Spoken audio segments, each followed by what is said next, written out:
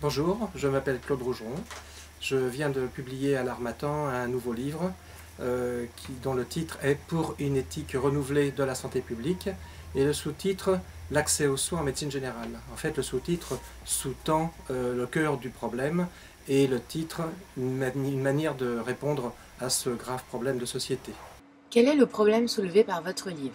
L'accès aux soins en médecine générale et aussi en médecine de deuxième recours, mais ça me concerne moins, je ne suis pas compétent, est une problématique qui s'aggrave au fil du temps et qui n'offre pas une perspective très agréable, très glorieuse, d'autant plus qu'elle s'associe aux inégalités sociales de santé qui, elles aussi, est tout aussi grave. Quels sont les constats que l'on peut poser? Donc, les constats s'appuient sur 3, 4, 5 points. D'une part, l'espérance de vie qui s'est allongée d'environ 10 ans pour hommes et femmes entre 1970 et 2010. Mais ça pose question. Qu'est-ce qu'on fait de ces personnes qui vieillissent dans une société qui n'est pas prête à les accueillir?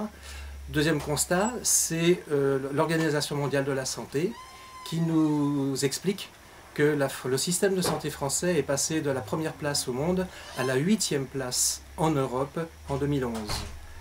Un troisième constat est que à peu près 1000 médecins généralistes chaque année dévissent leur plaque professionnelle et donc du fait arrêtent de travailler avant 55 ans. Un autre constat, encore plus grave même, c'est que moins de 10% des jeunes médecins généralistes diplômés en France aujourd'hui s'installent en milieu libéral. Quelle est l'importance du volet éthique? L'abord éthique de ce questionnement sociétal n'a jamais été abordé vraiment. Et c'est ce que j'essaye de faire dans ce livre.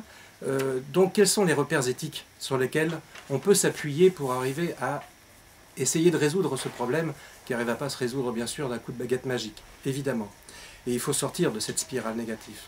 D'une part, il faut s'appuyer sur la réflexion éthique en rapport avec la limite des médecins, la limite ou les limites de la médecine, l'incertitude en médecine, les problèmes de la souffrance, les problèmes de la fin de vie, l'énorme problème de la dignité de la personne humaine dans le cadre de la santé, et puis aussi les principes éthiques de la médecine générale, car cette médecine générale a été redéfinie en 1973 au niveau européen et elle a construit des principes éthiques extrêmement forts. Y a-t-il un avenir pour la médecine générale? Bien, je réponds oui. Non seulement parce que je suis un optimiste, mais aussi parce qu'il faut trouver une solution, c'est indispensable. Alors, quelle proposition puis-je bien faire, moi tout seul dans mon coin? Je ne suis pas si seul que ça finalement, puisque mon parcours m'a fait rencontrer des milliers de médecins et d'étudiants.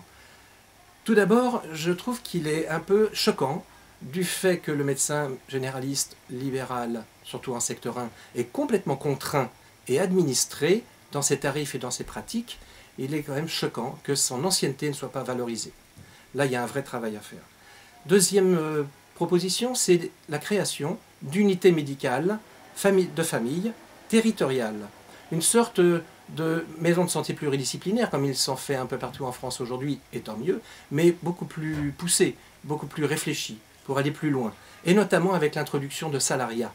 Les jeunes médecins souhaitent du salariat. Pas tous, mais beaucoup. Troisième proposition, l'hôpital public. L'hôpital public, il dispose de locaux, il dispose de personnel.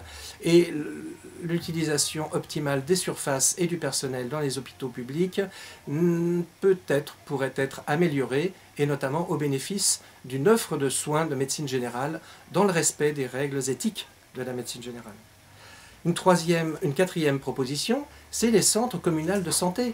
Il existe en France 1450 centres de santé communales. Ils ont tous des grosses difficultés économiques parce qu'en fait, ils ne reposent que sur les communes.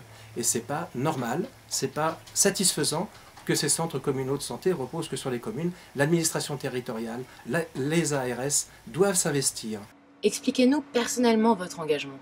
Pour moi, l'équité, la fraternité, la liberté sont des valeurs fondamentales. Je ne peux pas vivre en dehors de ça. Et tout mon métier, tout mon exercice a été animé par ces valeurs. Je suis en train aujourd'hui de préparer ma retraite, bien sûr, mais je ne veux pas partir en laissant, comme souvent c'est le cas malheureusement, un bureau vide. Je veux partir en laissant une offre de soins de qualité dans le village où j'exerce. Et puis aussi, je suis un enseignant, donc à ce titre-là, je rencontre les problématiques de l'accès aux soins, tout autant que comme médecin. Et puis si je suis malade, voilà, ça arrive aussi aux médecins d'être malade. Et l'accès aux soins, c'est un vrai problème même pour un médecin. Et puis, comme maire adjoint de mon village, je suis en charge du centre communal d'action sociale. Et là, je peux dire que c'est un grave problème aujourd'hui que celui de l'accès aux soins. Je vous remercie.